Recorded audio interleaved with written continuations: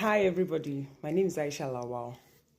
So initially I did not want to say anything on this particular matter. This matter has been flying around, this crappy matter has been flying around. But me ò fẹ́ sọ̀rọ̀ mo wò pé gbogbo nǹkan kọ́ lè máa ń fèsì sí. Àmọ́ mo notice wípé ó di dandan kí n sọ̀rọ̀ báyìí nítorí àwọn customers mi, àwọn olólùfẹ́ mi, àwọn aunties mi, àwọn àbúrò mi, àwọn ọmọ tí mo bí náà. So that tó bá di ọjọ́ iwájú wọn ní sọ pé àyè dákẹ́ torí mo notice pé ní 2025 tá wà yìí internet ti dé level tó yẹ pé tí wọ́n bá sọ nǹkan kan tó ń fẹ́ sòkun ẹ tó fèsì á dàbí ẹni wípé lóòótọ́ ó ṣe ni. Ẹ má wá gbàgbé o ibi tí mo bá lé ayé mi dé mi ò kí n ṣe ọmọ kékeré. Tí n bá jáde láti wá sọ wípé ọ̀rọ̀ ò rí bẹ́ẹ̀ ni o kò sẹ́ni kankan tó máa nà mí lẹ́gbà tó bá yẹ kí bẹ́ẹ̀ ló ṣe rí. Ó dá mi lójú pé láti ìgbà tí ẹni tó bọ́ síta tó fi ẹ̀sùn yìí kàn mí mo wà very sure 100% sure pé ẹnì kan máa ti pè wọ́n o wípé ẹ ti dọmọ pọ̀ ní wọ́ọ̀dù o pé Aisha làwọn àtẹmú yìí kò sí tó kàn àbó nǹkan náà fún un mo mọ̀ lọ́kàn ara wọn wọ́n mọ̀ wípé àwọn ṣe mistake pẹ̀lú nǹkan tó sọ yẹn but torí pé wọ́n máa ti lọ́kàn ara wọn pé ṣèbóbìnrin lásán ni kí ló fẹ́ ṣe actress ni kò sí nǹkan tó máa fà wọ́n jẹ́ ọ̀rọ̀ yẹn dẹ̀ ti go viral ó ń dùn mọ́ wọn ọ̀mọ́ bọ́n ṣe máa padà mọ́ tí wọ́n sọ̀rọ̀ wọ́n dákẹ́. Now note, I studied law for 7 years. Owó náà fi tọ́ mi. Private university ni mo lọ. For this reason, pé mo máa ka law fún odidi ọdún méje gbáko, ó yẹ kẹ́ mọ̀ pé the law will take its course lórí ọ̀rọ̀ máa nìyẹn. Ẹgbẹ́ yẹn sẹ́gbẹ́ kan. Now, moving forward, lórí ọ̀rọ̀ Venza. Èmi, Lawal Aisha Ọládùnní, tó ní shop aṣọ sí Ìbàdàn according to him. Mi ègún Venza rẹ̀. Mi ra Venza rẹ̀. Mi ò wárí. Mi ò fúnyàn rí. Tá bá wá rẹ́ ní kankan tó sọ pé bí a mo fóun ní Venza rí. Ẹ má bò mí o tẹ́ bá bò mí Ọlọ́run ní bó àṣírí ẹ jáde kẹ́ wá sọ. Mi ò ta Venza rí. Tá bá rẹ́ ní kankan tó sọ pé wọ́n ta Venza kan fóun, èmi ni mo fóun, àbí mi ni mo ta fóun. Tẹ́ bá bò mí Ọlọ́run ní bóyin ẹ jáde kẹ́ wá sọ. Tá bá rẹ́ ní kankan tó sọ pé mo ojú mi báyìí ni wọ́n ṣe fún ní Venza, àbí mi ni mo wá lọ fún, àbí mo wà níbẹ̀.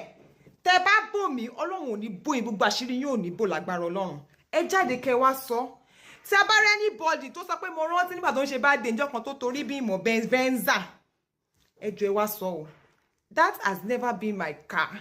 Mi ò gún rí, mi like rí. Àwọn ọ̀rẹ́ mi tó súnmọ́ mi mọ̀ pé kì í ṣe mọ́tò mi. And besides, please you people should put some respect on my name. Venza gan kéré sí nǹkan tí mò ń gún lọ́wọ́lọ́wọ́ báyìí.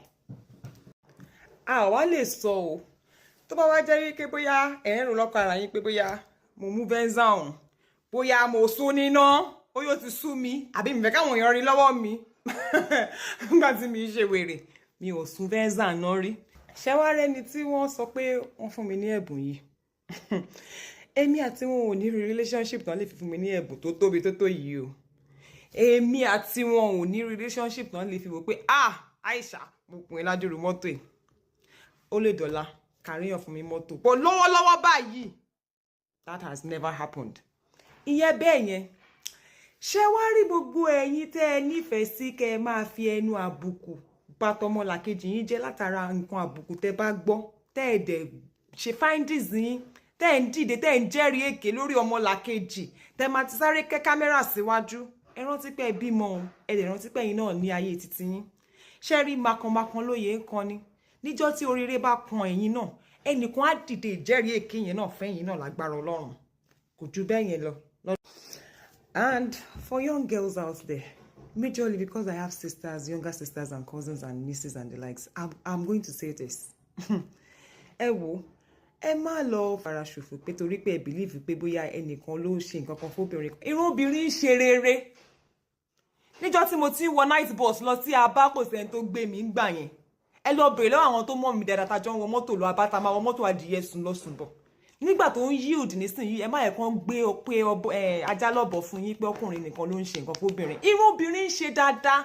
See, when we sell movies to Amazon, Netflix, they pay us in dollars. And ṣerere, please be focused. Ẹ má yẹ kán distract yín. I've seen so many people, mo rí àwọn business owners náà tó sọ pé they are making us look like ẹni tí ò mọṣẹ́ ṣe. My dear, lọ wá ṣe kú ṣe ọwọ́ ẹ̀ àbí kò re-strategize kò dẹ̀ bèrè fún àánú Ọlọ́run. Irú obìnrin ń ṣe rere. See, I might not be able to say more than this in this video, because the right step will be taken. Note, like I said, I studied law.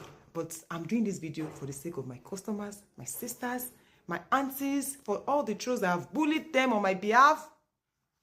Dansaki gbogbo yín, ẹ máa wo bó ṣe máa kàn yín padà. Ẹ máa gbélé gbọ́. Ó dàbọ̀.